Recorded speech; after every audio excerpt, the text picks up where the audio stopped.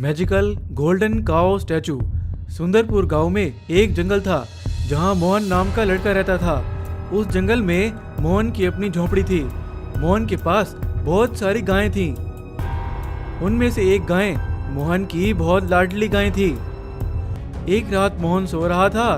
उसकी लाडली गाय अचानक सोने की गाय में तब्दील हो जाती है और वहां से भागने लग जाती है। सुबह होते ही जब मोहन अपनी गाय के पास जाता है, लेकिन उसको वो अपनी लाडली गाय नहीं दिखती।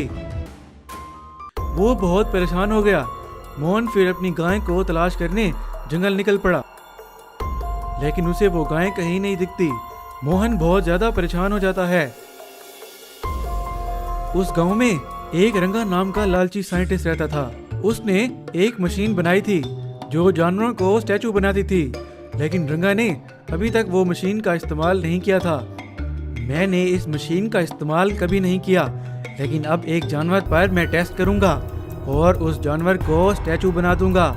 देखता हूँ मेरी मशीन काम करती भी है कि नहीं। वो अब किसी जानवर की तलाश में था कि कोई जानवर उसे मिल जाए और वो उस पे इस मशीन का इस्तेमाल करे। रंगा उस मशीन को टेस्ट करने के लिए एक जंगल में चला जाता है। वहीं सामने से वो सोने की गाय भागती हुई आ रही होती है। रंगा उसे देख के आश्चर्य हो जाता है। रंगा कहता है, ये तो कोई सोने की गाय लग रही है। अब टाइम आ गया है मेरी मशीन को टेस्ट करने का। मैं इसको पकड़कर स्टैचू बनाता हूँ।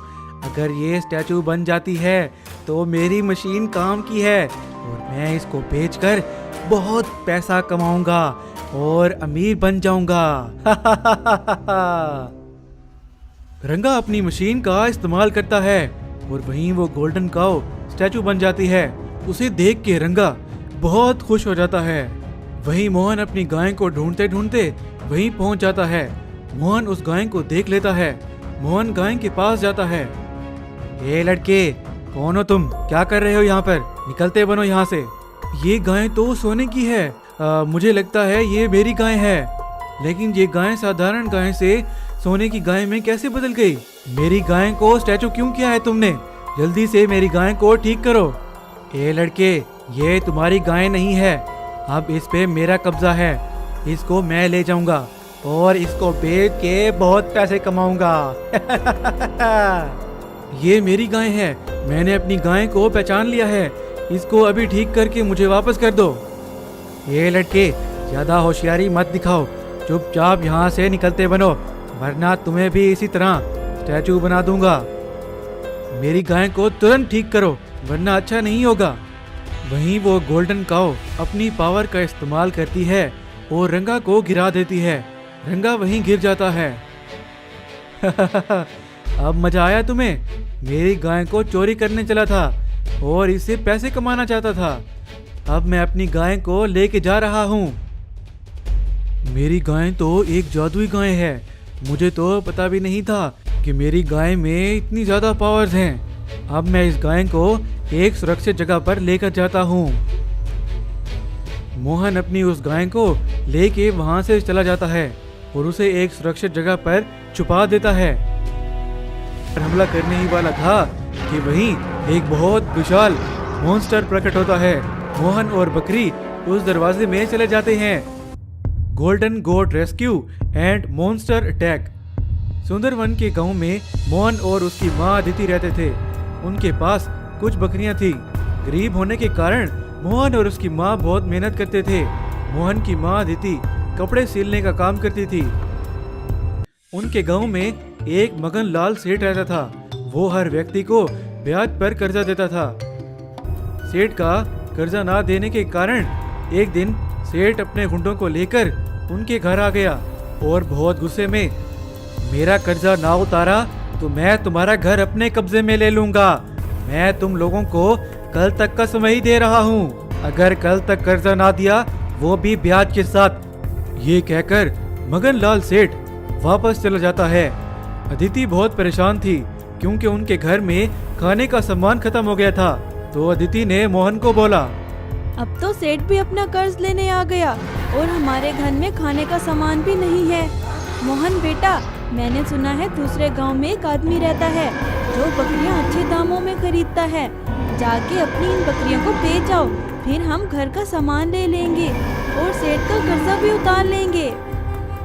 मोहन बकरियों को लेके दूसरे गांव उस आदमी के पास बेचने जा रहा था और वहीं वो एक जंगल से गुजर रहा था। वहीं उसकी बकरियां घास खाने लग गईं। वहीं मोहन भी थक गया था तो मोहन एक पेड़ के नीचे बैठ गया और वहीं सामने से एक शेर उसकी बकरियों पर नजर रखे हुए था। शेर बकरियों पर हमला करने ही वाला था कि वहीं एक बहुत विशाल मॉन्स्टर प्रकट होता है और वो उस शेर को खा जाता है और मोहन की बकरियों को भी खा जाता है और वहीं वो मॉन्स्टर गायब हो जाता है। मोहन ये सब देखकर बहुत डर जाता है। मोहन बहुत परेशान होकर घर की तरफ लौट ही रहा था। वहीं थोड़ा आगे जाने के बाद सामने एक जाल में एक बकरी फंसी हुई थी। मोहन उसके साथ चला जाता है। थोड़ा आगे जाते ही वहीं एक जादुई दरवाजा प्रकट होता है। मोहन और बकरी उस दरवाजे में चले जाते हैं। वो एक जादुई दुनिया में पहुंच जाते हैं। वहीं बहुत सारा सोना और पैसे पड़े होते हैं। मोहन इन सब को देखकर बहुत आश्चर्य हो जाता है। बकरी मोहन से कहती है, मोहन, तुम यहाँ से जितना सोना उठाना चाहते हो उठा लो, कोई तुम्हें यहाँ कुछ नहीं कहेगा और अपनी सारी समस्याएं दूर कर दो। मैं इतना सोना नहीं ले जा सकता, सभी गांव वाले मुझ पर शक करेंगे। वो बकरी मोहन को बहुत सारा सोना और पैसे उठा के देती है और मोहन को कहती है, ये सारा सोना अपने घर ले जाओ और मजे करो। मोहन बकरी का धन्यवाद करता है और वहीं दोबारा उसी दरवाजे से वापस अपने घर पहुंच जाता है। मोहन के पास इतना सोना देखकर मोहन की माँ आश्चर्य हो जाती है और मोहन से पूछने लगी, मोहन बेटा, ये तुम कहाँ से ले आई हो इतना सोना? नहीं माँ, मुझे जंगल में एक बकरी जाल में फंसी हुई मिली थी, मैंने उसकी मदद की। वो एक जादुई बकरी थी। वो बकरी मुझे एक जादुई दुनिया में ले गई और मुझे ये सारा सोना और पैसे उठा के दिए। मोहन की माँ ये सब देखकर बहुत खुश हो जाती है। मोहन और उसकी माँ अदिति ने अब सेठ का कर्जा भी उतार दिया। अब वो बहुत अमीर हो गए और एक बड़ा सा घर भी खरीदा और खुशी खुशी रहने लगे। एक दिन बहुत दूर एक समंदर में अचानक एक शैतानी राक्षस प्रकट होता है और वहीं पर वो राक्षस बहुत सारे मनी ट्रीज को प्रकट करता है। वो सारे के सारे पेड़ पैसों से भरे हुए होते हैं। वहीं वो राक्षस अब जो भी यहाँ से गुजरेगा वो इस जादुई पैसों वाले पेड़ों को देख के लालच में आकर इन पैसों वाले पेड़ों के पास आएगा और मेरे जाल में फंस जाएगा। और वैसा ही होने लगता है।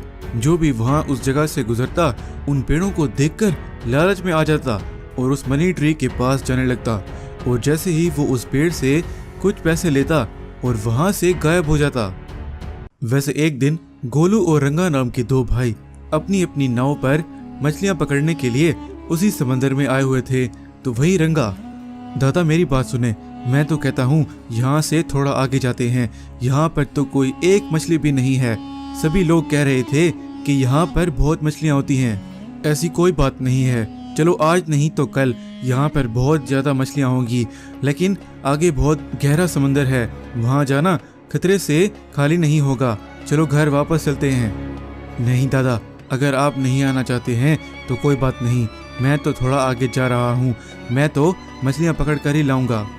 चलो ठीक है, अब तुम्हें मैं अकेला भी तो नहीं छोड़ सकता, चलो चलते हैं। कुछ दूर जाने के बाद गोलू और रंगा को बहुत सारे मनी ट्री नजर आते हैं। ये मैं क्या देख रहा हूँ दादा, क्या सच में वहाँ सामने मनी ट्रीज उगे हुए हैं और वो भी समंदर में? यहाँ पर कुछ तो गड़बड़ लग रहा है, मेरी बात मानो तो वापस चलते हैं। नहीं दादा, मुझे तो पैसों की बहुत ज़रूरत है, मैं तो उनके पास जा रहा हूँ पैसे निकालने। गोलू रंगा को रोकने की बहुत कोशिश करता है लेकिन रंगा उसकी बात नहीं मान रहा था। अब तो बहुत मज़ा आएगा, ये सारे पैसे आज मैं ही लेकर जाऊंगा। बस रंगा के पैसे लेने की ही देर होती है और जैसे वो उस पेड़ को छूता है वो वहां से गायब हो गया और गोलू ये सब देखकर बहुत डर गया था। जल्दी से अपने घर जाकर अपने पिता से, पिताजी वो रंगा ने उस मनी ट्री के पास जाकर बहुत बड़ी गलती कर दी। उस मनी ट्री ने रंगा को अपने अंदर खींच लिया। मैंने उसे रोका लेकिन उसने मेरी बात नहीं मानी। देखो मुझे पूरी बात बताओ, ये कैसे हुआ? किस मनी ट्री की बात कर रहे हो तुम? वो मनी ट्री कहाँ पर है? पिताजी पता नहीं, हम जब मछलियाँ पकड़ने के लिए समंदर में थोड़ा आगे गए तो वहाँ पर बहुत सारे मनी ट्री थे। तो रंगा ने पैसों की लालच में आकर जैसे ही उस पेड़ को छुआ तो उसे अपने अंदर खींच लेता है वो पेड़। बेटा गोलू, जल्दी से अपने भाई को किसी ना किसी तरीके से बचाओ। मुझे तो बहुत डर लग रहा है, पता नहीं वो कहाँ पर चला गया होगा। बाद में गोलू वहीं समंदर में उसी मनी ट्री के पास पहुंचकर, मुझे अब अपने भाई को बचाने के लिए इस पैसों वाले पेड़ के पास जाना ही होगा। अब पता नहीं आगे क्या होने वाला है मेरे साथ भी। गोलू भी उस मनी ट्री को जैसे ही छूता है वो भी वहां से गायब होकर गोलू भी उसी जगह पर पहुंच गया था। वो राक्षस भी वहीं पर होता है और गोलू का भाई रंगा भी था और बहुत सारे लोग कैद होते हैं जो पैसों वाले पेड़ों को देखकर लालच में आ गए थे। ऐसा तो मैं पहली बार देख रहा हूँ। लगता है ये सारा काम इसी राक्षस का ही होगा।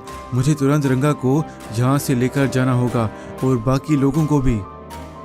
गोलू जब रंगा के पास पहुँचता है तो रंगा, दादा मुझे माफ कर दो, मुझे तुम्हारी बात माननी चाहिए थी। वो मनी ट्री इस राक्षस का बनाया हुआ एक प्लान था और आज रात ये हमें खाने वाला है। जल्दी से मुझे यहाँ से बाहर निकालो। वो राक्षस गोलू को देखकर बोलता है, तुम्हारे अंदर तो कोई लालच नहीं है, लेकिन तुम्हारा भाई बहुत लालची है। अब ये मेरा भोजन बनेगा और ये सारे लोग भी, और ये मेरी दुनिया है। मुझे इंसान खाना बहुत पसंद है, इसीलिए मैं उनको यहाँ उस मनी ट्री की लालच देकर यहाँ पर बुलाता हूँ। देखिए कृपया करके मेरे भाई को और इन सभी लोगों को छोड़ दे और ये फिर ऐसा नहीं करेंगे। मैं आपके लिए बिरयानी लेकर आता हूँ, वो इंसानों से बहुत ही स्वादिष्ट होती है। चलो ठीक है, तुम्हारी बात मैं मान लेता हूँ। वैसे भी मैं हर वक्त इंसान खा खा कर बहुत तंग आ गया हूँ। जल्दी से वो बिरयानी लाओ मेरे लिए। वो उस राक्षस के लिए बिरयानी लेकर आता है। बाद में वो राक्षस खाकर, तुमने तो बिल्कुल ठीक कहा है, ये तो सच में बहुत ही स्वादिष्ट है। तुम मुझे बहुत अच्छे इंसान लग रहे हो, तुम्हारी वजह से मैं सभी को छोड़ रहा हूँ। गोलू और रंगा अपने घर में ही प्रकट होते हैं और गोलू की ईमानदारी देखकर उस राक्षस ने गोलू को बहुत सारा पैसा दिया।